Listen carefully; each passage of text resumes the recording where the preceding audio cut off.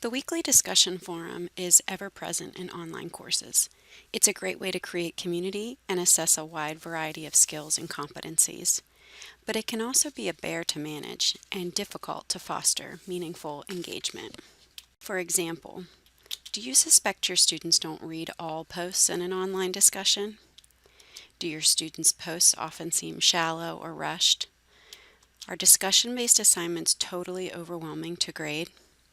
And guess what the students are thinking? We've all been there. So what could be driving these frustrations? And what can we do differently? Here's idea number 1. Not every student, not every time. We don't expect every student to respond to every question we ask in our face-to-face classes. Why is the expectation different online? Think in advance of what's essential for each student's interaction and performance, and divvy up the posting responsibility over the semester. Here are some examples. Establish random groups of students and assign each to discussions in particular weeks. This way, responsibility for posting rotates, and other students can simply read and comment. The group gets a grade on their discussion, the others get a grade for participating. Think of clever group names even, it'll be fun. Another simple approach, establish a minimum amount of discussions to which students must post. They can opt in to topics they're most passionate about, or skip a week when they're exceptionally busy. Choose whatever works best for your content and assessment plan. Idea number 2, break the weekly discussion into small groups.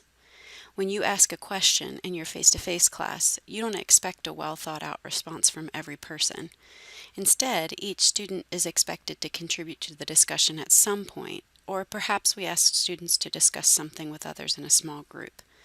You can recreate that scenario online. For each discussion forum, establish small groups to discuss the prompt rather than the whole class discussing together. There will be less to read, which will encourage more meaningful engagement.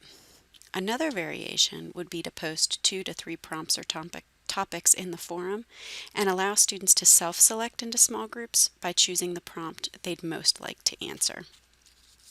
And finally, idea number 3, use role-playing activities to structure your discussions. Assign specific roles to students in either whole group or small groups to better manage discussion dynamics. This unique approach will provide various perspectives, enhancing engagement and making evaluation and participation of the instructor more exciting. In addition to these specific ideas, consider adopting other practices to lively up the discussion board. Connect your prompts to students' background knowledge so they can contribute thoroughly. Take a look at this example. Which do you think would elicit better discussion? Frame questions to be open-ended, to extend or to enrich what's in the textbook, and encourage add-ins like links to helpful web resources. This will motivate students to research and find outside resources to support their posts. Finally, consider structuring your forums in a single thread where you post the prompt, then everyone posts replies. It will read on screen more like a conversation and be easier for you and your students to skim and summarize. These techniques can enhance motivation, encourage deeper dialogue, and make the discussion forum more learning-focused than task-focused. For more helpful tips and tricks, contact the eLearning Help Desk for all your online teaching needs.